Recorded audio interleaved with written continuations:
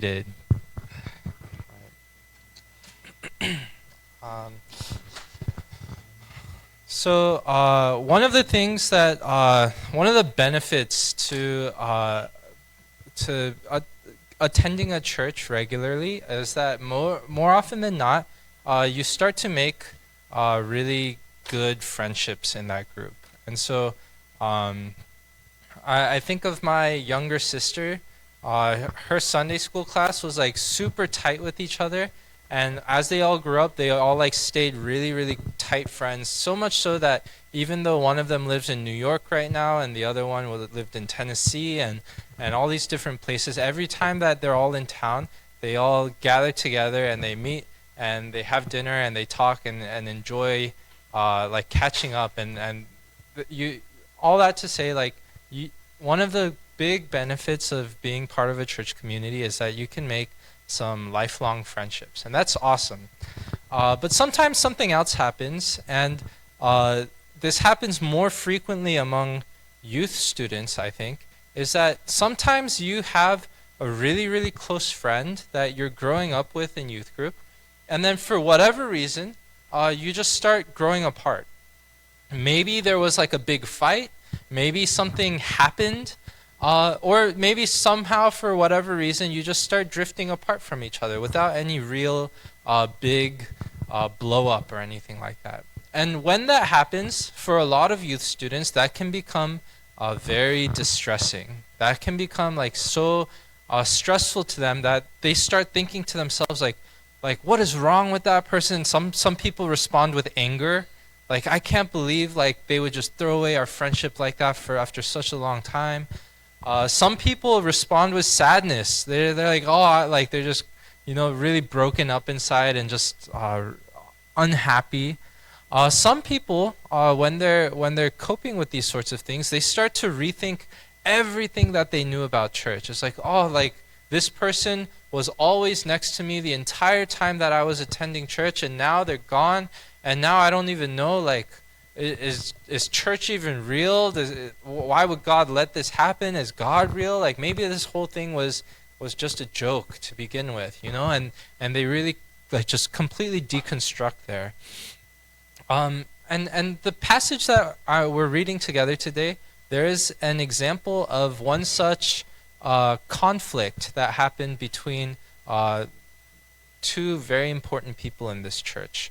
Um, in this conflict, it was a really, really big conflict. It was huge in proportions, not because many people were involved in the conflict, but because in this story, it was two of the most important, brightest, best church leaders that the Church of Antioch had. And they got into a big disagreement. And it wasn't just a small disagreement. It wasn't just a pleasant, like, oh, you like this, but I like this. It was really big. It has like connotation, not that like, not that the Apostle Paul swung a punch or anything, but like it was so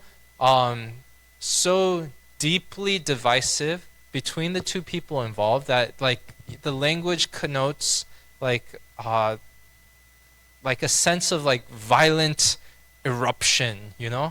Not that they physically got violent with each other, but that's how big of a conflict it was. And a lot of times in modern day churches, if two of your most important church leaders, if two of the most prominent church leaders get into a big argument, a lot of times this can be devastating to a church. It can just absolutely take away any and all momentum that the church had. It can be deeply distracting. Sometimes people start to pick sides. Some churches even split over issues like this. But in this story that we read, instead of allowing it to become a detriment, instead of allowing it to become a distraction, we see in this passage that the way these people handle their conflict, the way that these people handle their relational dispute, happens to make it so that God's plan prevails and that God is maximally glorified in the event. Right? And so this is the message that I'm bringing to you today. Friendship in the church is really, really important. So much so that I would say it's almost almost impossible to have a healthy church life, I would go so far as to say a healthy relationship with God without those friend relationships. However, those friendships are not the end-all be-all, right? Spending time together naturally causes friendship bonds to form, but that's not the end goal of us spending time together here at this church. Some people have this wrong idea that church is a social club, right? Like you can show up, there's free food, and there's people that you can get to know and have fun with. It's an environment where community is meant to, where community is there, and it's meant to make sure that everyone has friends and people to hang out with.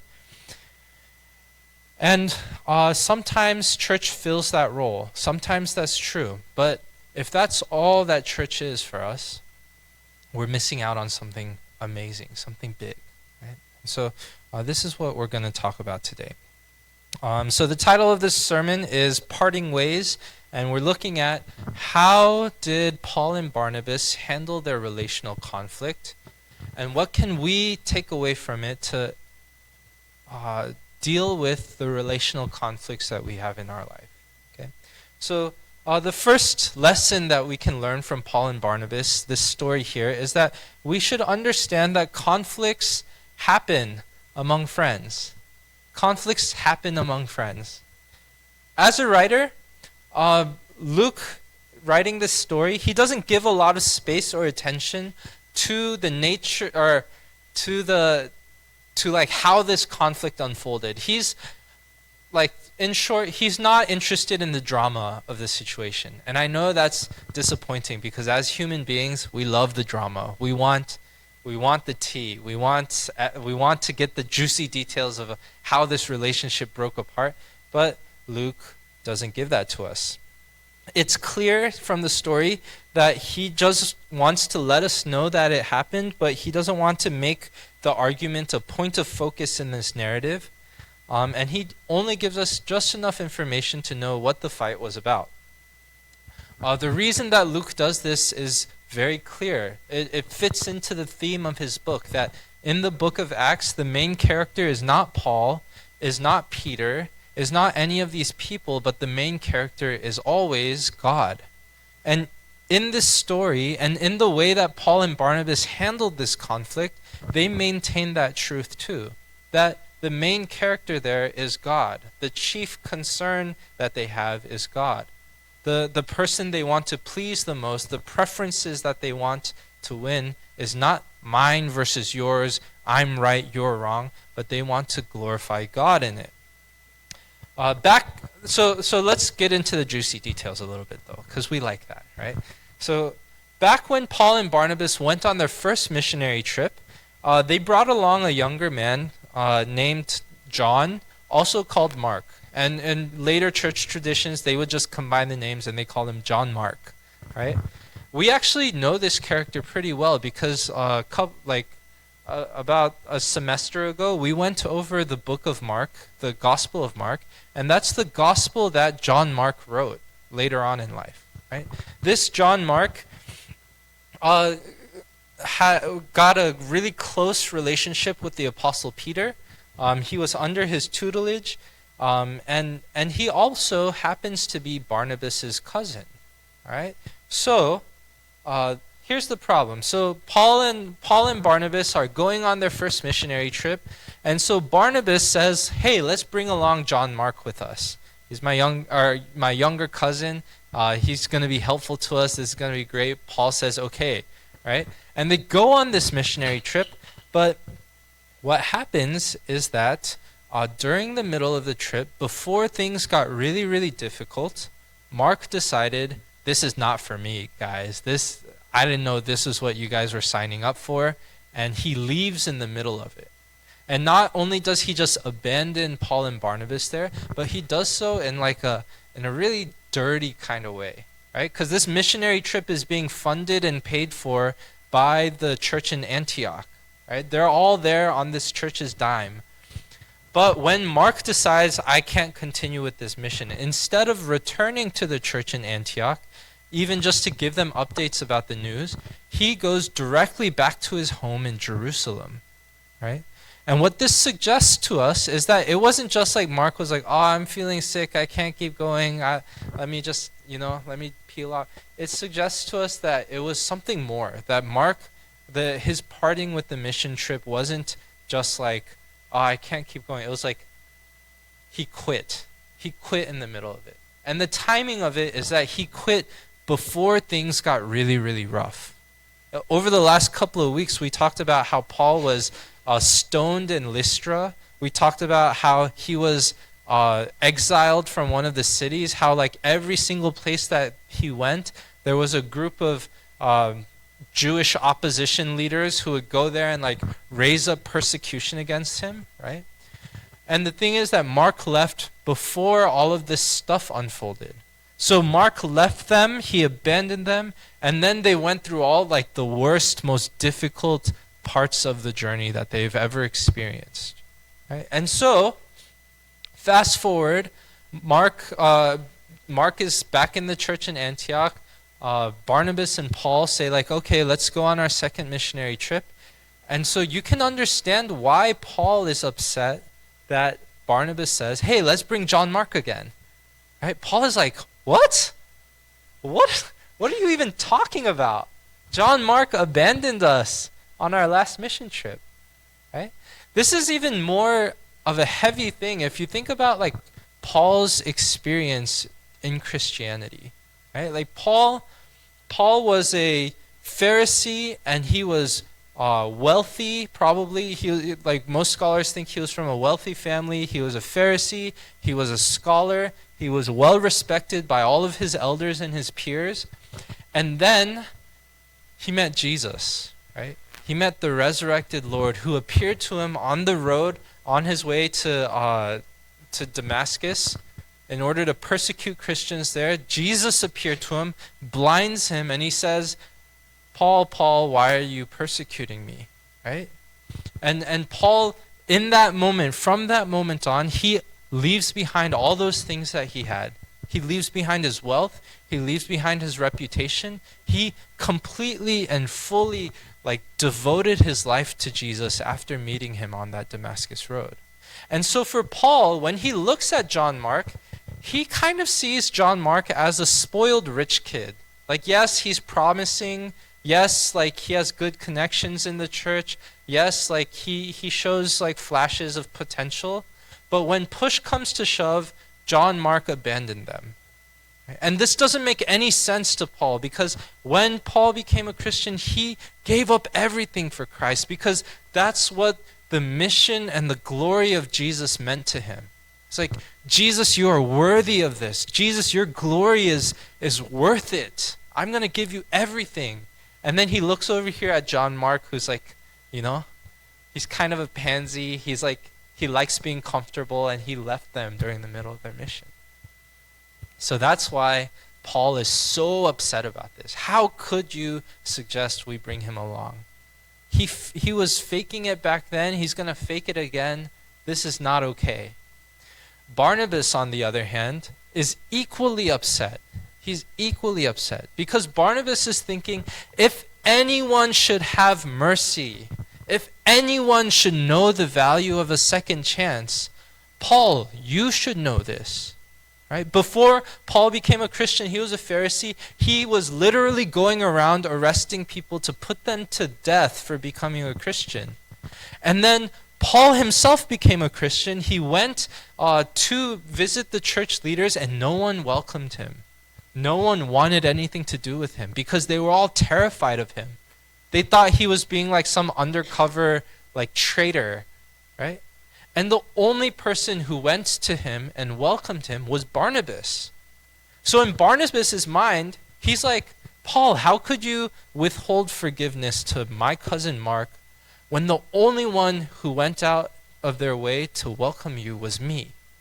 You're the one who needed a second chance. I gave you that second chance. Why aren't you willing to give that second chance to my cousin John Mark? Aren't you being a hypocrite? Aren't you being unforgiving?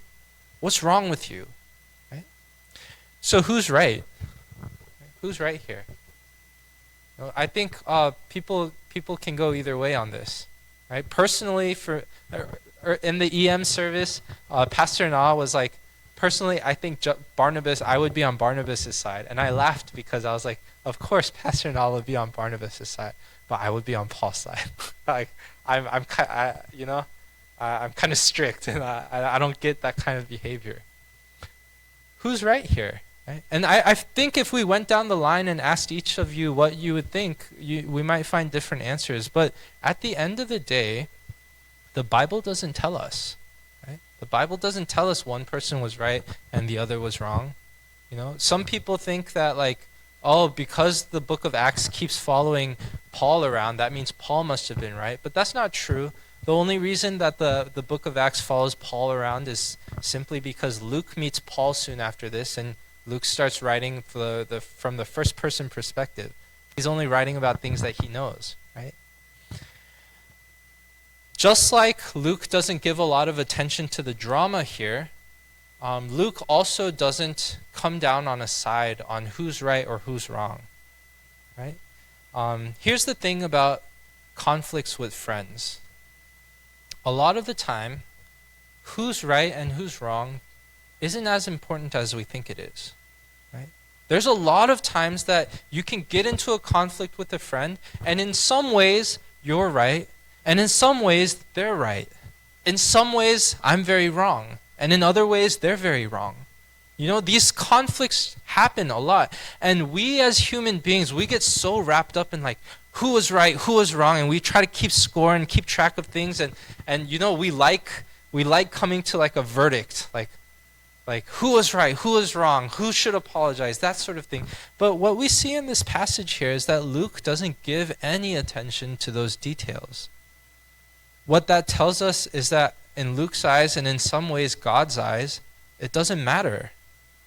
It doesn't matter to God, right? It doesn't matter. A lot of times we have conflicts with friends, and both people can be right and both people can be wrong. Feelings get hurt on both sides either way. Us as Christians, and not even just as Christians, as human beings, we must recognize that in some ways conflict is unavoidable, right? If we lived in a society where conflict never happened, we would all be like clones of each other, and we'd all be controlled by some hive mind, that's just simply not the way that God designed human beings. There are times that conflicts will happen in your friendships, right? I want you to repeat that after me. I'll say, repeat after me. Say, sometimes I will fight with my friends. Right? Sometimes I will fight with my friends. And that's okay. It really is. It really is.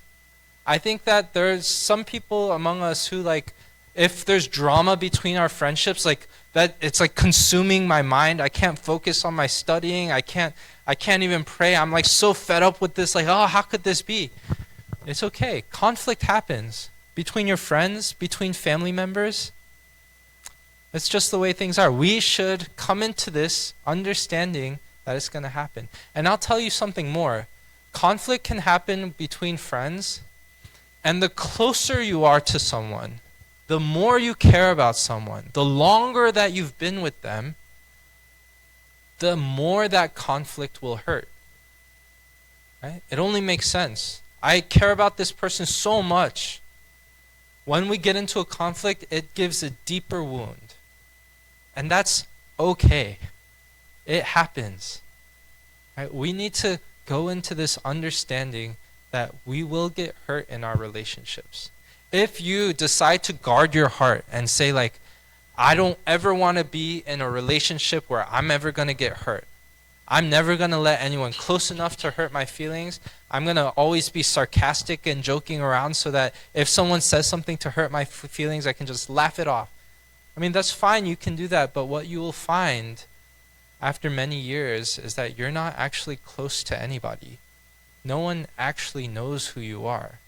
They might know you, but they don't really know who you are, right? it's really tempting for us when we get into relational conflicts to like put up guards and like build walls and make it hard for other people to get close to us. But we need to understand that conflicts happen in relationships. All right. The second thing that we can pull away from this passage, what we should do when we get into conflicts, especially in a Christian community, is that we must continue in God's mission. We must continue in God's mission.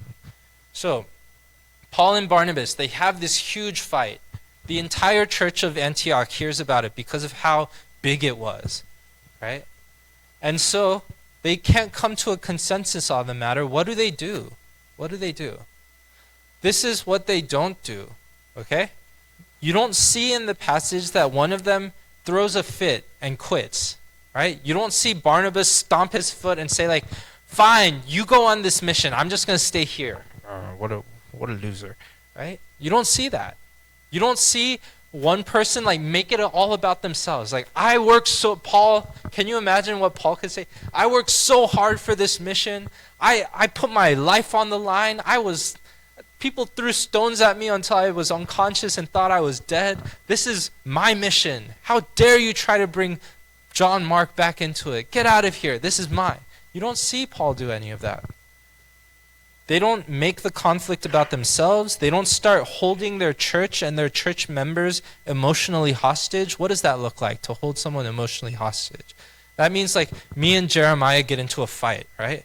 I hate Jeremiah's guts. He hates my guts. And then we turn to all our friends like, Nathan, whose side are you going to choose? No, don't even look over there. Like, that's what we do when we get into conflicts, right? Like when you see a breakup happen, right? Like someone breaks up with their in your friend group, like someone's dating and they break up, all of a sudden everyone needs to choose a side. Are you on his side or are you on her side? If you talk with them, I'm not going to talk with you anymore. If you start being friends with them, I'm not going to be friends with you anymore. What's happening there? That's such a, I know I'm preaching to the wrong group. That's such a middle school way of handling things. That's such an immature way of handling these sorts of things. Paul and Barnabas don't do this. They don't ask people around them to pick sides. They don't deconstruct their faith in despair. Paul doesn't sit there like, I can't believe Barnabas did this. Barnabas was the one who really welcomed me into the church. Barnabas was my best friend there, and now Barnabas is gone. What does that mean about my faith? Does that mean God is even real? Was Barnabas just lying to me the whole time? They don't get into all this dramatic mess, right? What Paul and Barnabas do is that they recognize that their relationship isn't ultimately just 1 and 2, right? What they recognize is that their relationship is really 3. It's me, you, and God. And they don't just mean it in the sense like God's up there watching. They mean it like genuinely, really, like God is here with us. What is going to make God most happy? God is here with us. He's an equal part of this relationship. What is going to make God most happy, right? I want you guys to really think about that, because like you guys are too young and this is not the right crowd, but like if you later, when you're all grown up and you're married, right, and you're going to get into conflicts with your spouse, you remember that. It's not just about you and your spouse. It's me, them, and God, right? Okay, you can tuck that in the back of your mind, pull it out in like 20 years, okay? All right. This is what it means when you see these sorts of attitudes and behaviors unfold when a relationship sours, okay? Let's say you're at a church and somebody got in a fight with someone, and then you start seeing that happening where people are like, you got to pick a side and like you have to do these things. What that means is that in that church, in that individual, human relationships were acting in competition with their God and human relationships. In other words, my friendships with other people might be an idol in my heart, distracting me from my relationship with God. And you don't see this when everything's going well, but when everything when everything goes sideways and everything starts getting really messy and you start seeing these behaviors happening, that's when you know, oh, I've put a lot of eggs in that basket. Right? I've put so much importance on my relationship with my friends that now that that's going sideways, my relationship with God is not strong enough to hold me steady. Our friendships were competing with God for our affections and attention. Human approval has become so important that when it is taken away, people start doing desperate and damaging things to each other. But what we see in this passage is something very different. Paul and Barnabas have something that many people today in the churches in America do not. And what they have is a very clear, God-given purpose in their lives. Paul and Barnabas individually both know that they have been placed on this earth to serve God in some way. And their relationship with God is so close that they both know what that is. Paul knows, I was called to be a missionary. Barnabas knows, I was called to be a missionary. They get into this conflict. We cannot go on missions together anymore. So what is the solution? They go on their own separate mission trips. Barnabas takes John Mark with him and they go. Paul takes Silas with them and they go. And this isn't like a, screw you, we're going to do a better mission trip than you. And right? They both go in the grace of God. What has happened, as I've said before, is that they've both looked at each other, saw that their relationship was at an impasse, that they can't continue together, and they asked the question, how can both you and I glorify God the most in this situation? And that's how they came to that conclusion. Right? So in verse 39 and 40, it says, Barnabas took Mark and sailed for Cyprus, but Paul chose Silas and left, commended by the believers in the grace of the Lord. Right? It's not about us. It's really not. If there's one thing that you get from the book, studying the book of Acts, it's that phrase.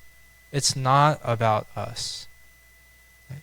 If you think that the church is a human institution, if you act and believe as if the church completely depends on the decisions of human individuals, you will walk away from the church very hurt and disappointed because human beings are deeply, deeply flawed, even Christian ones.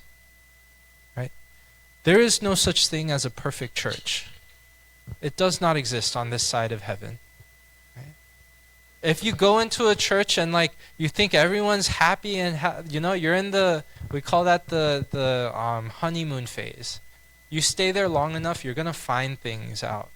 You're gonna see that the same human issues crop up over and over again. If you want to spend a long time with God, if you want to be encouraged by God, if you want to know His power in your life through the local church, you need to come to terms with this. There's going to be conflict there, but God is still meant to be glorified. Continue in His mission. By the way, all of this information, again, you guys aren't old enough for this, but all of these principles, they apply really well in your Christian dating relationships, right? A lot of people get really upset if they're dating someone and things are going sideways and you're like, I don't know if I can continue. I got to break up with this person and it feels like, oh, I failed. I was supposed to marry this person, but the relationship failed, Let me tell you something. There's going to be conflict there. And sometimes those conflicts are big enough that you need to part ways. But in that moment, ask yourself, what is most glorifying to God here? Right? If you start dating someone and then you guys end up breaking up, you didn't fail if both of you are walking closer with God at the end of the relationship than you were at the beginning. Ask yourself in those situations, how do I glorify God the most? Sometimes, a lot of time, especially for youth students, what you're going to find is that dating relationship was actually hindering your relationship with God. that it was leading you into sin and idolatry and lust and all these things that you were willing to turn a blind eye to because you love that person so much. And now that things go sideways, you need to ask yourself, how do I glorify God the most? And sometimes the answer to that question is, I need to break this relationship off. And that is more than okay. If that is what God has called you to do, that is the right thing to do. Okay? All right, I'm going to pull it back, more age appropriate. The third lesson that we can learn from this event is that you can find new connections. Find new connections. Okay? When interpersonal relationships get rocky and you need a time of separation after you mourn the loss of the relationship, do not allow your heart to grow calloused and closed off. Right? Paul and Barnabas were like peanut butter and jelly. You know, they were really best buds. They spent many, many years together in ministry. They've looked death in the eyes together. They've like gone through persecution together. They were really, really close. Right? And after this situation, you can imagine there might have been some temptation like, man, like that, I can't believe this relationship is over. I'm never going to let someone get that close again. I've learned my lesson. That's too emotionally damaging for me. I'm going to be the cool guy from now on. You know, like I'm going to sit in the corner of the room and with my arms folded. And like if anyone tries to come talk to me, I'll just like look at them. You know? I say this because I think some of you guys are like that. I'm like, hi. Like, all right. All right. This is what Paul does. He remains open and he trusts God. Not only does God respond to this situation by multiplying the missional effectiveness of the Church of Antioch due to the conflict. Instead of one missionary team, they now have two. Right? Not only that, but through this conflict, God opens up an opportunity for him to meet his protege, Timothy. And for those of you who don't know anything about the Bible or haven't read it before, Paul and Timothy are like Batman and Robin. Okay? Like Timothy becomes Paul's mentee. Paul pours his life into Timothy, and Timothy goes on and becomes a very important figure in church history. Right? You can argue that it's possible that Paul would have still met Timothy even while Barnabas was still there. But I would argue that we don't know, but this is just how God decided to set things up. When there's a group of people, you know, when you have a group of friends, some people just take up more attention and time, you know? If there's multiple people all talking at once, you can't all listen to everyone at the same time. So there's like a limited amount of time and attention in those friend groups. And sometimes people just take up a big part of it. Right? There's no guarantee that if Barnabas was still there, Timothy would have gotten to know him as well. Yo, can you and this is true in our human relationships today as well. Right? I'm reminded as I read this passage about my best friend in youth group, or from elementary school through youth group. His name was David, right? It was David and Danny, and we were like inseparable at church. We were like these knuckleheads, like sitting there like giggling during worship quietly, because I was a goody good kid, so I would only giggle to myself, but like we were always together. He was like really tall and skinny, and I was always like kind of short and fat. So like some of the ajumas at our church called us like chopstick and spoon, right? Like, you know, like because we were always together. We were always like, we were tight like this. But then I remember, I remember this was like the worst Sunday of my life, right? So like at some point while I was still in middle school, we were like playing together, and then he went to talk to his parents, and I was just chilling out at church, and then he came back to me, and his whole demeanor has changed, right? And I was like trying to keep playing, and he was like, "Hey, Danny," I was like, "What?" And he said, "Today's my last day at church." I was like, "What? Are you moving or something?" He's like, "No, my parents decided to stop coming." And what happened was that his parents and my parents had a fight. Specifically, my dad and his dad had a fight, right? And his parents that fight apparently was going on, and we didn't know about it because we were kids. And then finally, his parents decided we're just gonna stop coming out to this church. And just like that, like a long, long friendship, like I just didn't see him at church ever again. And the problem was that I lived in Chapel Hill, and he lived like way up in North Raleigh, almost in Wake Forest, right? It just took a long, long time to. So there was never an opportunity that we would see each other outside of church. It was just at church that we met with each other. And let me tell you, like when I went home that Sunday, I like got on my. I was such a dramatic kid. I like got out my journal and like was like on my stomach on the bed, and I like wrote it down and I cried. Like I cried. I did. And like the subsequent weeks at church just were not the same, right? It was just spoon, no chopstick. I was like wandering around like, I had other friends too, but he was my best friend, right? And I thought to myself like, God, why would you do this? But it was around that time when, in my loneliness, in my emotional hurt, that I really started like looking around and seeing that I wasn't the only one. There were other youth kids who were there for a long time who were also lonely. There were younger kids who were also scared, right? And then that following retreat that we went to was like one of the first times that I really felt God's presence in worship. Like I really felt God's presence there. And I had a thought while I was at that retreat.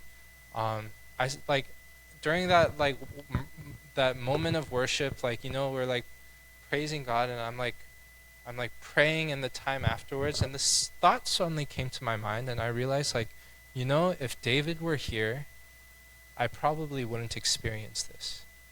Because if I'm being honest, if David were here, I would still be giggling on the front row. If David were here, I would still we would still be goofing off and doing all this stuff, right? Later on, I ended up calling him again, and we set up a system with our parents where even though my parents didn't get along with each other, they agreed that twice a year we would have a sleepover, either at his house or my house. And so we stayed good friends, and then all the way up through college, and we both got into UNC together, and we ended up being freshman year roommates, and then again we were roommates again junior, senior year of college, right? But all that it ended nicely. But all that to say,